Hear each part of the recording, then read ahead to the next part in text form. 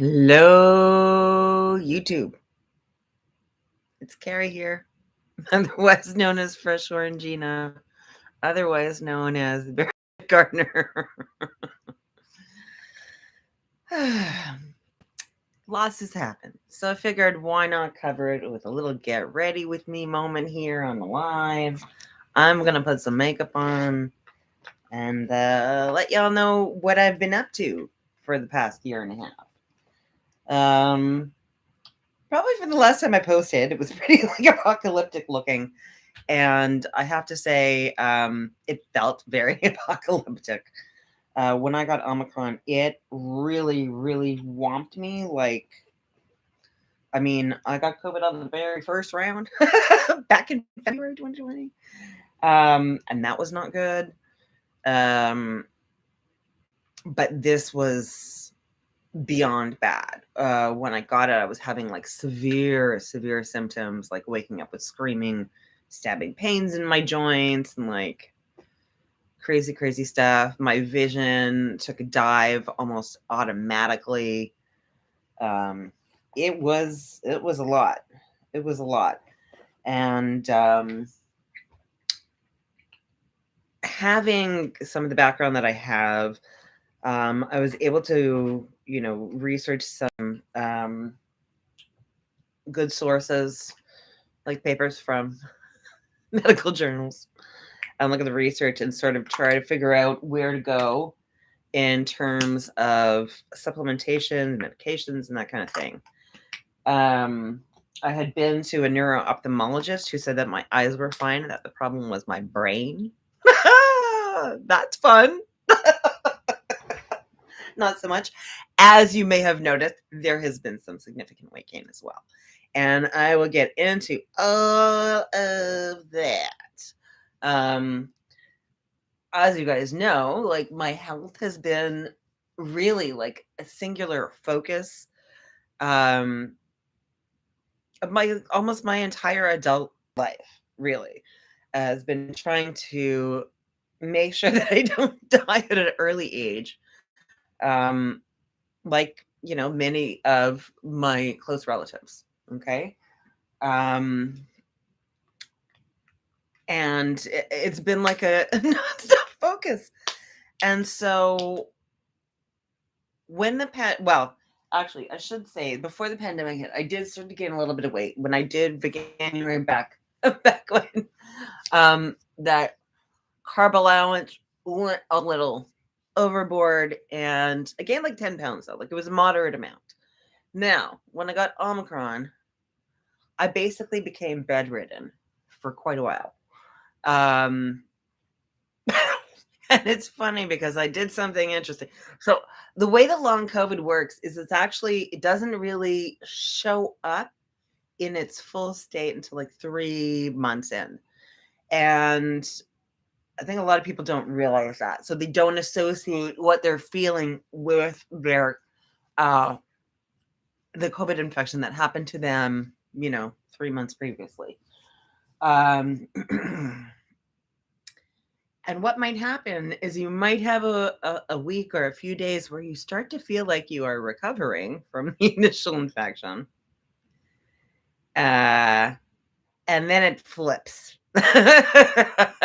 And this is something that is very typical of sort of like the long COVID sequence of problems. And so it was I had Omicron in December of 2022, like right over New Year's, and posted positive into the new year. And then in March, I started to feel like I was recovering a little bit. And the first thing that I did was go onto the Realtor app and take a look at commercial listings. And I found a little gem that I wanted to explore. I spoke with the parental units about it and immediately made an appointment to go see the place.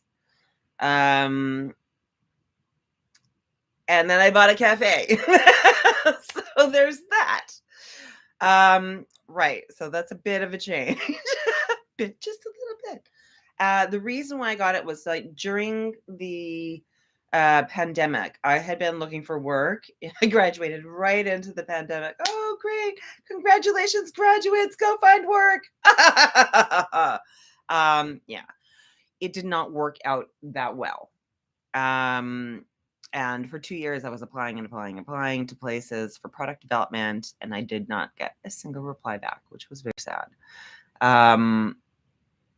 And the reason I suspect is because around that time, they were letting go of all of their product developers because they had to focus on their main lines because they were doing all this stuff for COVID and to make sure that production was safe.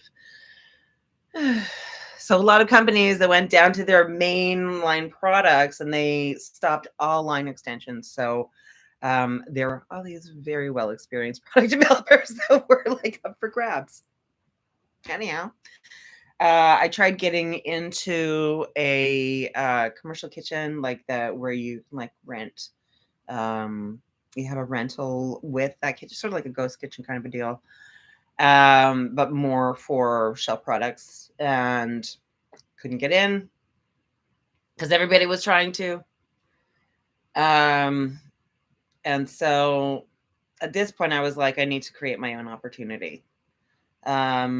My father had mentioned to me that it might be a good idea to buy a place and then go from there.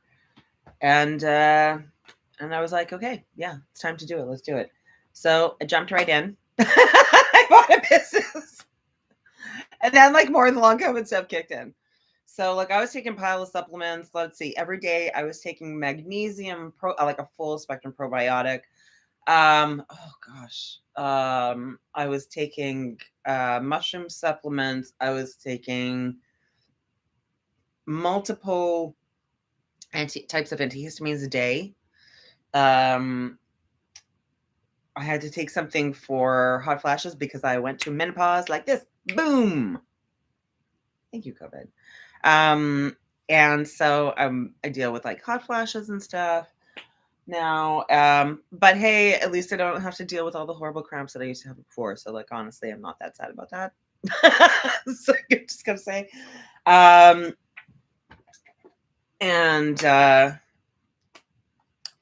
So I went in knowing that I wanted to make my own products, right? But not having anything developed. The place was a horrible mess because the landlord did not keep up all of the rodent control during COVID because the whole center was closed down. My place is in the community center. And so like the cleanup was just massive. It was so gross. And there was so much stuff I had to throw out because it was contaminated. Like we're talking about like serviceware, cups and stuff like that. And like probably a good $1,000 worth of serviceware had to be thrown out. And it was like a gargantuan task. And so immediately I needed to hire somebody to help. I did have my mom coming in for my first opening weekend because I was also at the farmer's market, in order to get a bit more visibility. And honestly, I love being at the farmer's market. It's so much fun. But it was really a task to have to like set up tents. I needed help. Even with my mom's help, we still needed a little bit more help. So yeah, I had to hire. So immediately, I was being affected by labor costs, which these days are fairly high compared to what it used to be, when I was doing that kind of work, like retail jobs when you're a little bit younger. I remember living out in Edmonton and being paid like, I don't know, under $7 an hour. Yeah.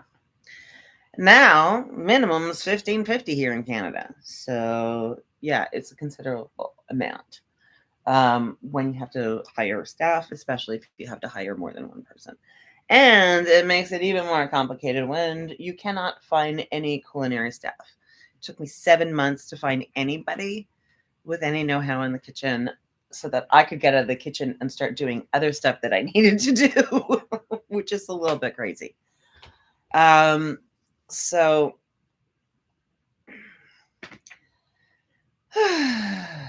at this point, I was still dealing with the thick of it. Oh, I didn't go through the rest of the medication. So also, I have ADD. The ADD got way worse with my long COVID. I mean, it was stuff like I could barely walk to the bathroom from the couch. Like, it was an effort. I had to calculate, like, if I was going down the stairs to the basement, that would take out probably about a third to a quarter of my energy for the entire day. It was at the point where, like, at the end of the day, I couldn't even talk. The brain wasn't working. My eyes weren't working. I'd drive home and, like, the moon would look like spiders. Like, it was a crazy thing. And the fact that I knew that it wasn't my eyes, that it was my brain, was even scarier.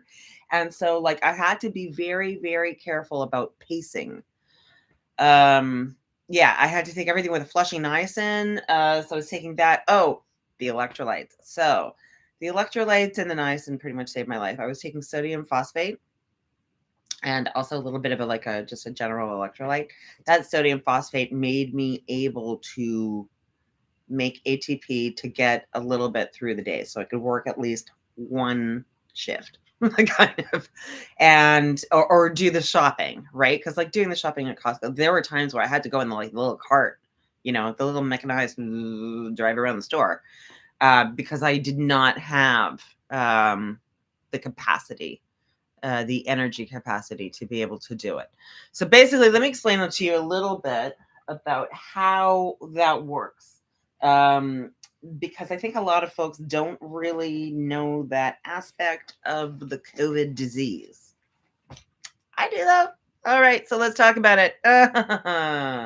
And you thought there was nothing left to say about COVID. There is. There's a tremendous amount of people who are just stuck at home suffering from long COVID right now. And that is the real major issue in the labor force. It is not necessarily that people don't want to work. But I think there's a lot of people who are ill and have this, like, ongoing issue. And because they don't know how to get around it, nobody sees the problem because they're just stuck at home, right? Yeah. So, COVID.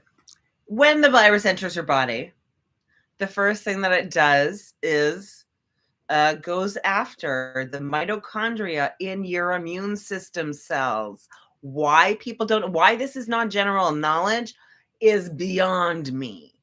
So basically, what it can do, if you're susceptible to this virus, okay, it'll go in there and knock out the mitochondria in your immune system. For those of you who don't know what mitochondria are, that is the powerhouse of the cell. All of your cells contain mitochondria. Now, what do the mitochondria do? We have oxygen, we have food, right? It converts that in the Krebs cycle into ATP, adenosine triphosphate. That is what your body runs on. Your body does not run on oxygen and food. It gets converted to ATP and it runs on ATP.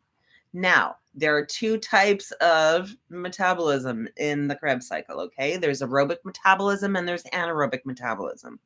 And what this does is that it will change the type of metabolism that your mitochondria are performing.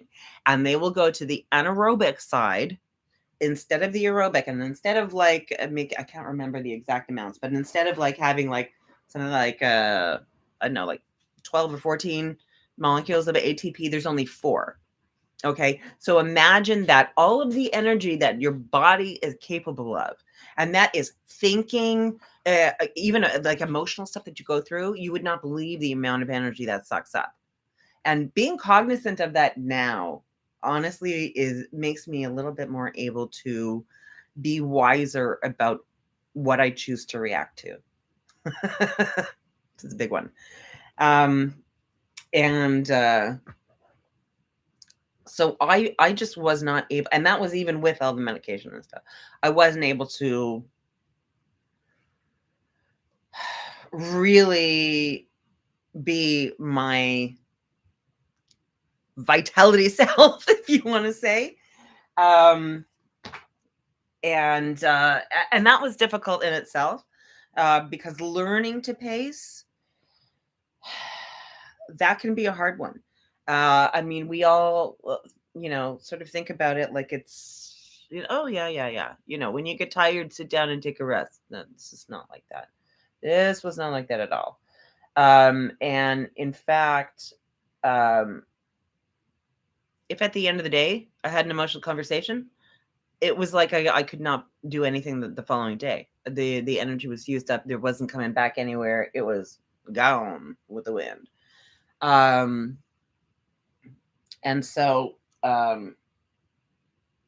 limiting yourself, just like saying, like there were days where I'm like, yeah, no, I can't go downstairs and do laundry because if I do that, I won't have energy for work, right? Like it's crazy. And especially this at the same time of having to do laundry for work because you have a cafe. So there's like aprons and towels that have to be washed constantly. And it can be a thing. It can be a thing. Um so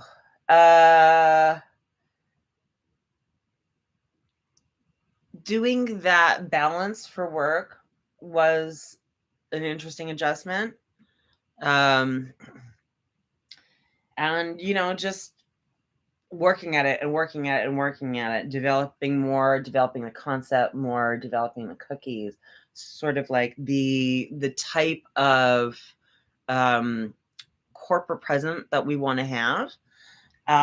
And it's interesting because in my view of things, I am decidedly like anti large corporations.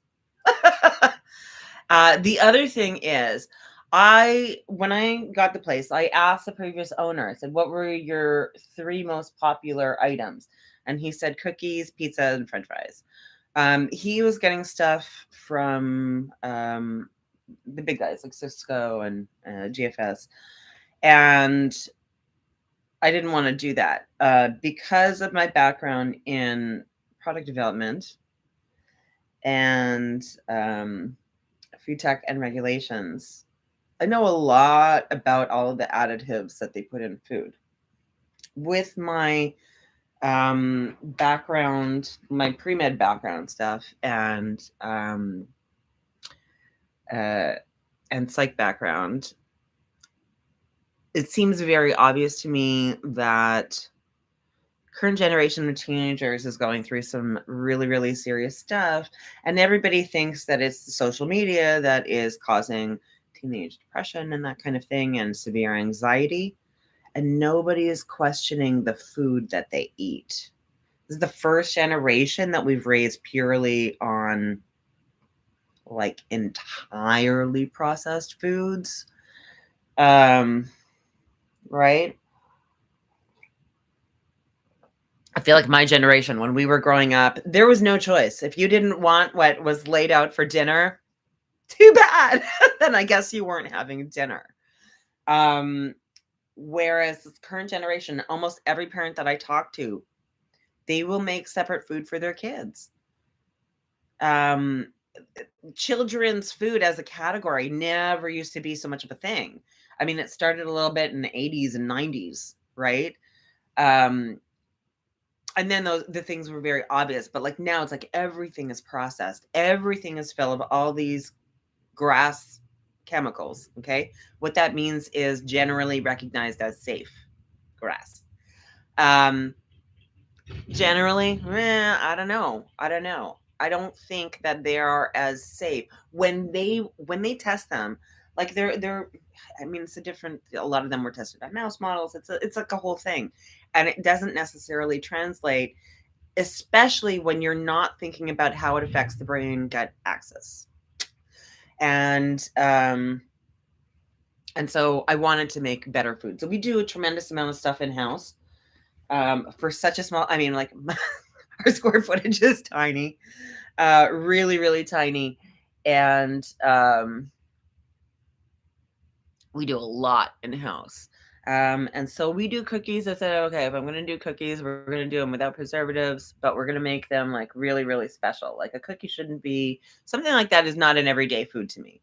So we make these crazy stuffed cookies. Kids go nuts for it. We do them with browned butter.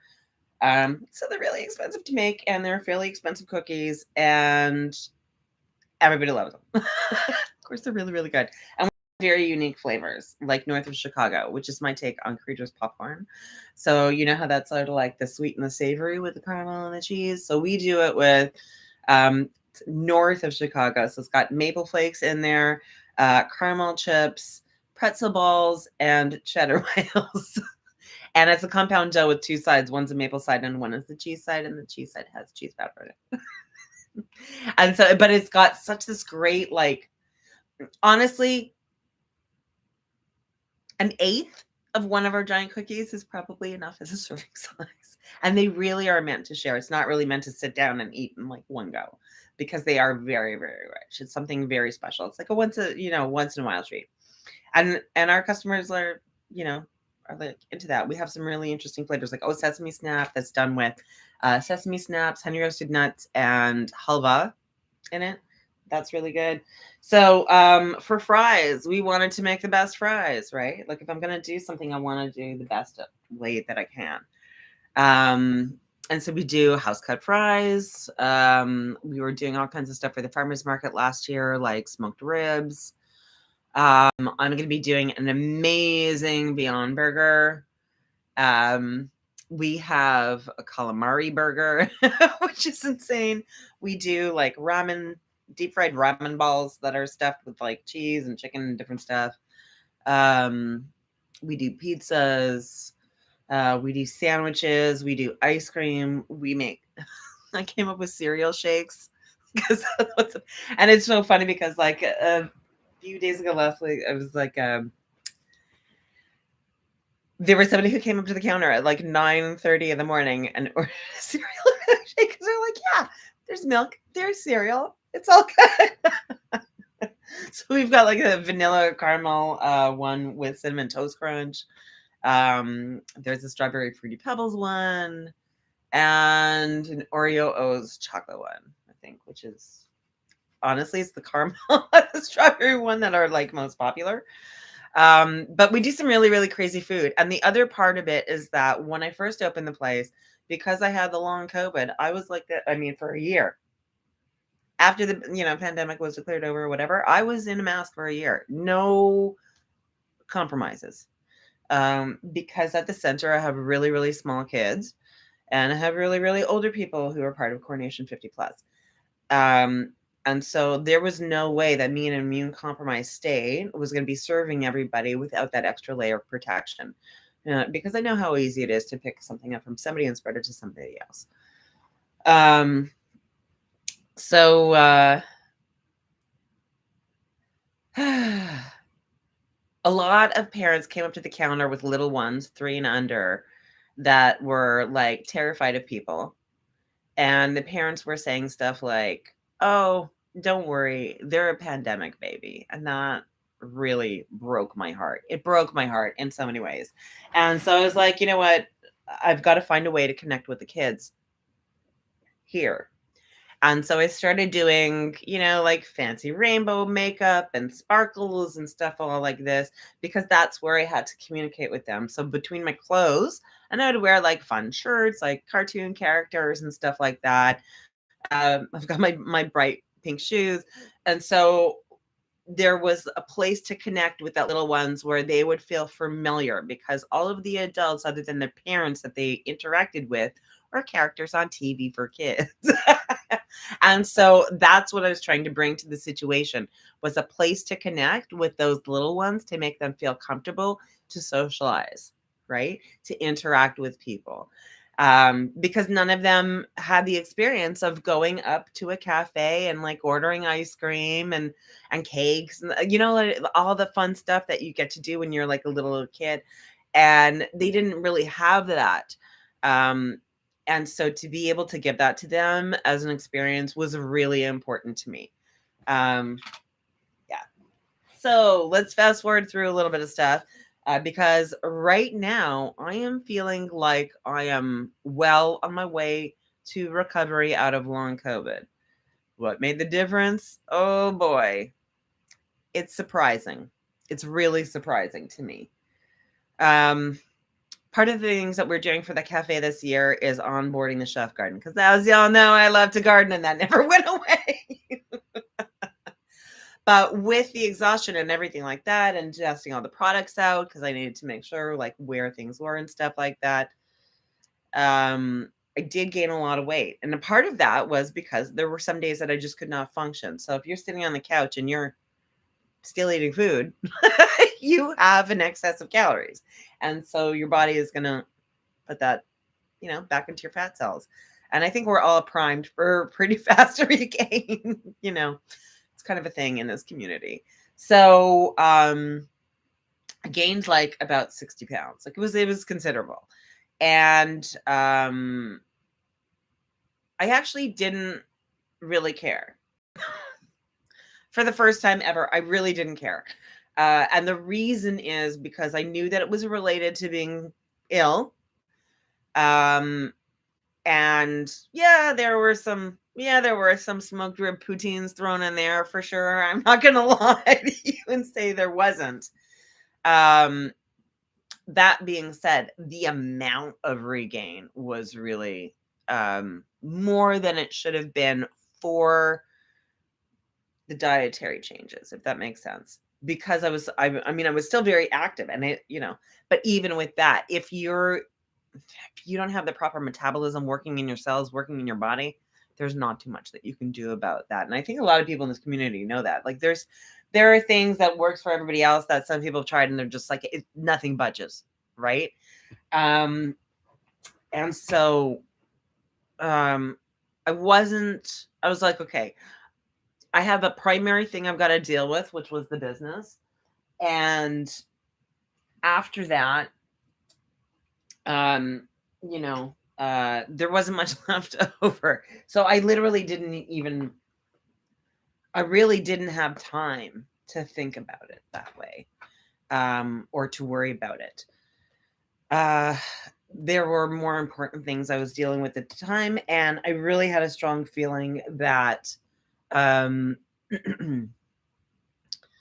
once the time was right and once my body started to recover, that it would be easier and I would actually be able to effectively lose weight with the same type of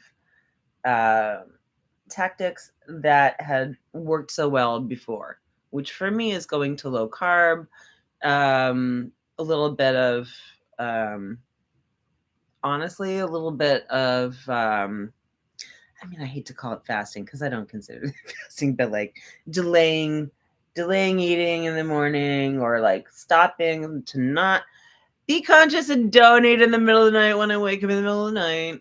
That's a thing. Did not win the battle last night. Truth. But when your dog is looking at you at 2:00 in the morning, be like, hey, there's pizza in the fridge. The other thing is I have a terrible excuse that I have the excuse that I could do like, it's market research. Yes, I'm doing cross market research. We have to compare other products. No. This is my struggle now. But let's get on to the COVID recovery part of this, because this is exciting. And I honestly think that it is something that like everybody should know, because it's something so simple and I can't even believe it. So two things happened around the same time. Our chef garden that had to come online this spring, considering the price of lettuce around Christmas of last year, hit like $10 for a bag of 3 romaine hearts. Insane. So I was like, lettuce is really, really easy to grow. It's the easiest thing to grow. If you watch my channel, that is something that you might know.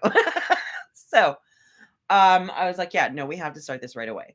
Because of the added value, because of the benefits, health benefits for it. Like it was really a hard target I needed to achieve. Now with gardening comes a lot of like bending over and backaches. And typically what I used to deal with the backaches is CBD.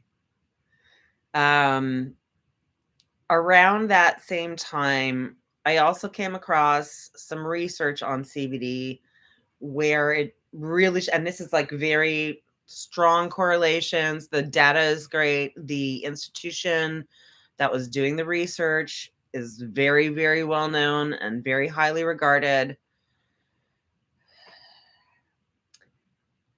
CBD will stop, number one, it will stop the virus from replicating. Number two, it will disable the spike protein. Anybody who's having complications from that spike protein, whether it be from getting sick from the virus itself or your body's immune response to it, this can help. It is something as simple as CBD gummy or whatever, hemp gummy, I noticed a change almost immediately. Like almost immediately. The next morning, I'm out walking the dog and things look different. And I'm like, oh my God, what's happening here? Things look really different. Like the veil is lifting. And I looked up at the sky and the moon looked closer to normal than it had in a long time. 3 days later, so this is like 6 days in, weekend. I'll look up at the moon in the morning and it looked normal for the first time in over a year and a half. Okay. I'll tell you one more thing that I am taking as well that I think I forgot to mention in the list, and that is NAC. That is N-acetylcysteine. It is an amino acid supplement, okay? Anybody with upper respiratory stuff needs to be taking this. The reason why I started taking it was that it was part of a protocol of a lot of emergency doctors that were working during the pandemic in order to avoid upper respiratory issues. N-acetylcysteine has far-reaching benefits in the body. Talk to your doctor about it. If they're like, yeah, you can take it, it doesn't interact with anything that you have. It has very few interactions, okay? And the benefits are far-reaching for that one. I had started taking that one a while ago, and I got off of the steroid medication for my asthma, which had come back really badly with the virus stuff. And so, like, with all the weight gain, I was also on the steroid medication again. And honestly, anybody with asthma, you've had issues with that, like then you understand a little bit how important that can be, to breathe. So, yeah. So now I'm on a protocol to get off of one of the medications that I had this is the one for hot flashes. I had no idea how difficult it would be to get off of it. Apparently it's horrible. So I'm on a protocol to get off of that. And I pretty much stopped everything else other than the hemp gummies and the NAC. Boom. I finally have my energy back. My eyesight is still, both my energy and my eyesight are in the process of improving. And it's funny because it'll kind of go in and out. Like, it's really bizarre. But like things are progressing very fast in the right direction. I'm able to do full days solo, and that is a long day. So we're talking about from like opening at 8:30 to 9 a.m. and closing at like 7:30 in the evening. So I did that 2 days in a row, and then did the farmer's market, which is from you wake up at 5 a.m. basically, and you're setting up at 6 a.m. Farmer's market runs till about 1, close down, and then I was going to be able to inside, but I was like, yeah, no, I need to rest a little bit. But that was a lot for me to do solo. I would not have been able to do that a month ago. So for me, this is like miraculous recovery. So, people with long COVID in your life, you might want to direct them to this information. The data is out there in terms of how these things help. I talked to my father about it, and he's very, very like, it's It's got to be like hard and fast, like that the medical community. But he was so impressed by the research on it that he printed it out and took it to his doctor. Okay. And started taking the intervention. And so that's yay. So in this short amount of time, I had managed to go down 10 pounds. See, I knew it would come when things started to recover. And that's how it is right now. So my daily life is running a cafe. We're on Uber Eats now. It's Cutie Soda Pop Shop in the McBain Center here in Niagara Falls. Yeah,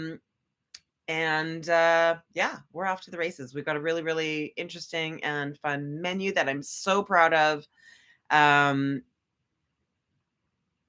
Yeah, things are very different now than they used to be. But I have to say, I love having an active job. I love finally being able to step up to that and step up to all of the physical responsibilities that I need to do on a daily basis.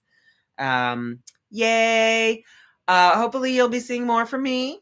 I also might be morphing into some other channel work for the cafe because we've got to step up on our social media on that side. So bye for now, and I'll see y'all later. Bye.